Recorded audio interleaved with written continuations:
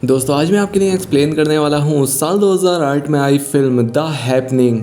कहानी की शुरुआत न्यूयॉर्क के सेंट्रल पार्क को दिखाते हुए होती है, जहाँ पर कि बहुत सारे लोग वॉक कर रहे थे, लेकिन अचानक से वो सभी लोग रुक जाते हैं और उनमें से कुछ लोगों ने उल्टा चलना शुरू कर दिया। यहाँ पर किसी को भी कुछ समझ नहीं आ रहा था कि ये क्या हो रहा था, क्योंकि अब कोई भी अपने होश में नहीं था। यहाँ पार्क में दो लेडीज बेंच पर बैठी थी। किसी को भी कुछ समझ नहीं आ रहा होता कि ये क्या हो रहा है, क्योंकि कोई भी अपने सेंसेस में नहीं था। यहाँ पार्क में बेंच पर दो लेडीज बैठी थी, जिनमें से कि एक लेडी बार बार एक ही बात को रिपीट करना शुरू कर देती है और तभी वो अपना पेन लेकर खुद को बुरी तरह से नुकसान पहुंचाने लगी। अगले सीन में हमने एक कंस्ट्रक्शन साइट को देखा, जहां पर कि ऊपर काम कर रहे मजदूर अचानक से नीचे गिरने लगते हैं। नीचे मौजूद लोगों को लगता है कि शायद ये कोई हादसा है, लेकिन जब वो ऊपर देखते हैं तो बहुत सारे लोग अपनी मर्जी से ही नीचे छलांग लगाने लगे। खैर, अब अगले सीन में हमने हाई स्कूल के एक टीचर एलियट को देखा, जो कि अपनी क्लास में बच्चों को नेचर के बारे में पढ़ा रहा था। वो बता रहा था कि नेचर के बहुत सारे ऐसे रहस्य हैं जिनके बारे में इंसानों को कुछ नहीं पता। अब स्कूल में एक इमरजेंसी मीटिंग बुलाई जाती है और सभी को बताया जाता है कि हमारे शहर पर हमला हुआ है। शायद किसी ने कोई जहरीली गैस हवा में छोड़ दी है, जिस वजह से लोग अपने आप को ही नुकसान पहुंचा रहे हैं। इसलिए इन सभी लोगों को शहर से बाहर निकलने की सलाह दी जाती है। और अब इसलिए एलियट भी अपनी वाइफ, अपने एक दोस्त और उसकी बेटी के साथ एक ट्रेन से फिलाडेल्फिया के लिए निकल पड़ता है। लेकिन जल्द ही इन लोगों को बताया जाता है कि वो जहरीली गैस यानी कि वो जो भी वायरस है फिलाडेल्फिया और उसके आसपास के सभी इलाकों में भी फैल चुका है, यानी कि अब फिलाडेल्फिया जाने का भी कोई फायदा नहीं है। इसलिए ट्रेन रास्ते में एक सुनसान जगह पर रुक जाती है। अब ट्रेन में जितना भी स्टाफ होता है और साथ ही उसके अंदर जो भी लोग मौजूद थे वो सब के सब नीचे उतर जाते हैं। यहाँ पर ट्रेन का स्टाफ सभी लोगों को बताता है कि ट्रेन के जो सिग्नल हैं उन्होंने अपने आप ही काम करना बंद कर दिया है, जिसका मतलब है कि हम आगे नहीं जा सकते। इसीलिए अब हमें अपने आगे का सफर पैदल ही तय करना होगा। वहीं फिलाडेल्फिया के पार्क में बहुत सारे लोग वॉक कर रहे होते हैं और तभी यहाँ पर अचानक से एक हवा का झोंका आता है, जिससे कि सभी लोग रुक जाते हैं और ये लोग भी अपने आप को खुद से ही नुकसान पहुंचाना शुरू कर देते हैं। वहीं एलियट का जो दोस्त होता है उसे पता लगता है उसकी वाइफ, जो कि पहले बोस्टन में थी, वो अब प्रेस्टन के लिए निकल चुकी है। वो हर हाल में अपनी वाइफ को बचाने के लिए उस तक जाना चाहता था, तो वो अपनी बेटी को एलियट के पास छोड़कर ही एक गाड़ी से लिफ्ट मांगता है। अपनी वाइफ को बचाने के लिए प्रेस्टन शहर की तरफ निकल गया। लेकिन जब ये प्रेस्टन पहुंचता है तो इसे पता लगता है कि इस शहर को भी उस वायरस ने अपनी चपेट में ले लिया है, जिस वजह से यहाँ पर भी लोगों ने खुद को नुकसान पहुंचाया है। और तभी वो आदमी जो कि ये गाड़ी चला रहा था, उसके दिमाग पर भी इस वायरस का असर हो जाता है, जिससे वो अपनी गाड़ी की स्पीड बढ़ा दिया और पेड़ में जाकर टकरा देता है। और इस एक्सीडेंट में सभी लोगों की जान चली जाती है, लेकिन एलियट का दोस्त बच जाता है। वो गाड़ी से उतरकर सड़क के बीचों बीच बैठ जाता है, लेकिन अब वायरस ने उसे भी अपनी चपेट में ले लिया था, जिस वजह से ये भी अपने आप को नुकसान पहुंचाता है और इस तरह से इसकी भी जान चली गई। वहीं एलियट फोन्स पर आ रही वायरल वीडियो को देखता है, जिसमें कि एक आदमी वायरस के असर की वजह से जानवरों के बीच जू में चला जाता है, जहां पर कि शेरों ने उसका शिकार कर लिया। और जब उसके साथ ऐसा हो रहा था तो ना वो चीख रहा था और ना ही चिल्ला रहा था,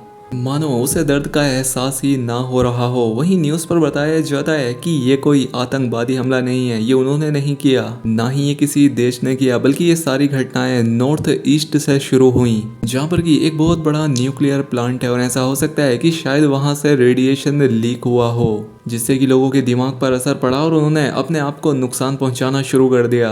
एलियट तय करता है कि वो नॉर्थ ईस्ट और इस इलाके से बहुत दूर चला जाएगा। इसीलिए वो एक आदमी और उसकी वाइफ से लिफ्ट मांगता है और वो दोनों हस्बैंड वाइफ नर्सरी चलाया करते थे। वो उस नर्सरी पर ले आते हैं, जहाँ पर आदमी कहता है कि मुझे ऐसा लगता है कि ये सारी चीजें पेड़ पौधों की वजह से हो रही हैं। ये पेड़ पौधे ही जहरीली गैसों को रिलीज कर रहे हैं। ठीक उसी तरह जब उनके ऊपर बहुत सारे कीड़े चले जाते हैं तो वो आपस में ही कम्युनिकेट करके एक खास तरह के केमिकल को रिलीज करते हैं, जिससे सभी कीड़े भाग जाते हैं। और अब शायद ये पेड़ पौधे चाहते हैं कि हम इंसान उनसे दूर रहें, लेकिन एलियट को इसकी इस थ्योरी पर बिल्कुल भी यकीन नहीं होता। आगे रास्ते में जाते हुए ये लोग देखते हैं कि आगे सड़क पर बहुत सारे लोग मरे हुए पड़े हैं, जिससे ये समझ जाते हैं कि यहाँ पर भी इससे गैस का असर होने लगा है। यहाँ पर इन्हें दो आदमी भी मिलते हैं, जो कि इन्हें बताते हैं कि उस गैस ने सड़क के आगे और पीछे दोनों ही जगह अपना असर कर दिया है, यानी कि आगे और पीछे दोनों तरफ ही जाना खतरनाक होगा। साथ ही ये अंदाजा भी लगाते हैं कि ये जो वायरस है वो सिर्फ सड़क के रास्ते पर है, इसीलिए हमें दो ग्रुप्स में बंटकर अलग अलग रास्तों से जाना होगा। पास ही में एक छोटा सा गाँव है, हम जल्दी वहाँ पर पहुंच पहुंच जाएंगे और इसके बाद ये सभी लोग वैसा ही करते हैं। जिसमें एलियट था वो ग्रुप छोटा होता है जो कि आगे चल रहा था और जो बड़ा ग्रुप था वो इनके पीछे आ रहा था। और तभी जो ग्रुप पीछे आ रहा होता है यानी कि जो बड़ा था उसकी तरफ एक हवा का झोंका आता है, जिसके बाद वो सबके सब लोग उस वायरस से इन्फेक्टेड हो जाते हैं। उन्होंने अपना दिमागी आपा खो दिया और वो आपस में ही अपने आप को नुकसान पहुंचाने लगते हैं। एलियट पीछे मुड़कर देखता है जहां पर अब वो पूरा ग्रुप आपस में ही मारा गया था।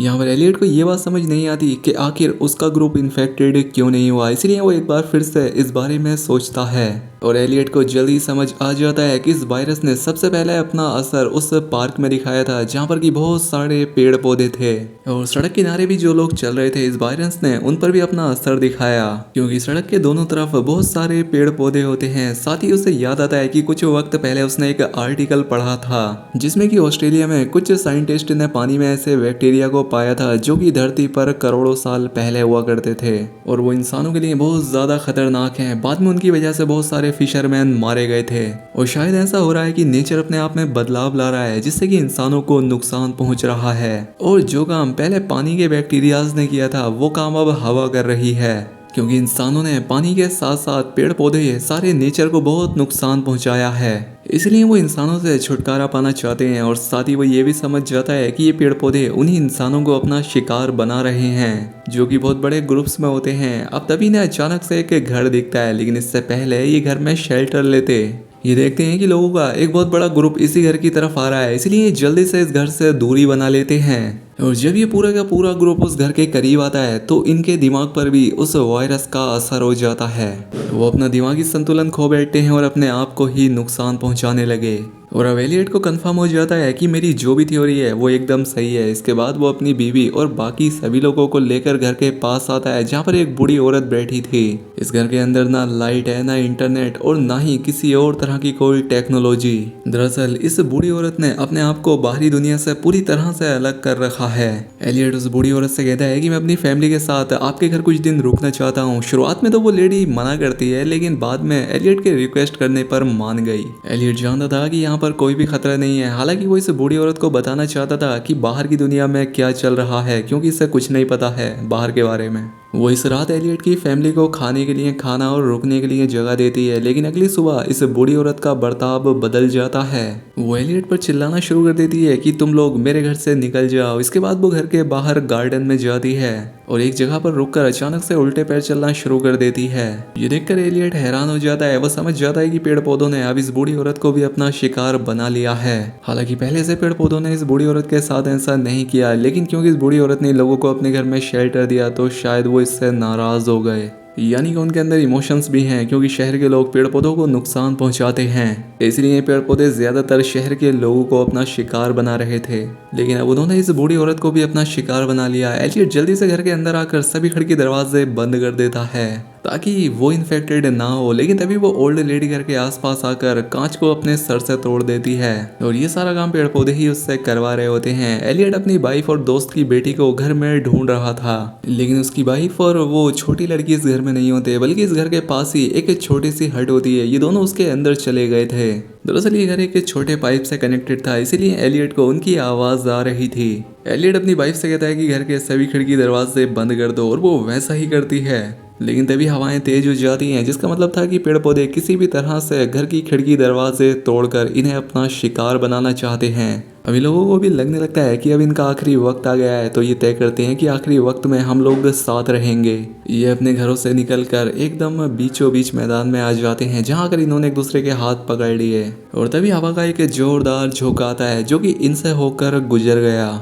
लेकिन इससे इन्हें कुछ भी नहीं होता, जिससे ये लोग समझ जाते हैं कि वो पेड़ पौधे जो टॉक्सिन जो जहरीली गैस छोड़ रहे थे उनका असर अब कम होने लगा है। इसलिए वो अगले 3 महीनों तक इसी घर पर रहता है और 3 महीनों के बाद वो अपने शहर में वापस आ जाता है, जहाँ पर की जिंदगी अब पहले की तरह हो चुकी है। शहर में बहुत सारे लोग बच गए थे, लेकिन बहुत ज्यादा मारे भी गए थे, तो शहर की सड़कों पर अब गाड़ियाँ बहुत कम हैं, क्योंकि जो कुछ भी हुआ था इसमें दुनिया की बहुत सी आबादी खत्म हो चुकी है। साथ ही टीवी पर डिबेट चल रही होती है, जहाँ पर एक साइंटिस्ट बताता है कि एक नेचुरल डिजास्टर था, क्योंकि हमारा जो नेचर है वो इंसानों को रिजेक्ट कर रहा है, क्योंकि इंसान नेचर को बहुत नुकसान पहुंचा रहे हैं। लेकिन साइंटिस्ट से पूछा जाता है कि अगर वाकई ऐसा है तो दुनिया के कई सारे हिस्सों में ऐसा क्यों नहीं हुआ। ये क्यों ही अमेरिका और उसके बाकी जैसे शहरों में हुआ, इस बात का उसके पास कोई जवाब नहीं था। वो सिर्फ इतना कहता है कि ऐसा हो सकता है कि आने वाले वक्त में ये कयामत फिर से आए और दुनिया के बाकी देशों में ऐसा हो। इसके बाद हमें पेरिस शहर का सीन दिखाया जाता है जहाँ पर कि दो दोस्त छुट्टियां बिताने के लिए यहाँ आए थे। ये दोस्त यहाँ पर टहल ही रहे थे कि तभी इनमें से एक दोस्त एक ही बात को बार बार रिपीट करना शुरू कर देता है। सभी लोग अचानक से यहाँ पर रुक जाते हैं, जो कि इस बात की तरफ साफ इशारा करता है कि अब पेड़ पौधे यहाँ इस जगह पर इंसानों को अपना शिकार बनाएंगे और आबादी कम करेंगे। और इसी के साथ ये कहानी यहाँ खत्म हो जाती है। तो दोस्तों, कैसी लगी आपको इस फिल्म की कहानी, हमें कमेंट करके ज़रूर बताएं। चैनल पर पहली बार आए हैं तो सब्सक्राइब भी कर लें। मिलते हैं ऐसी ही अगली शानदार वीडियो में।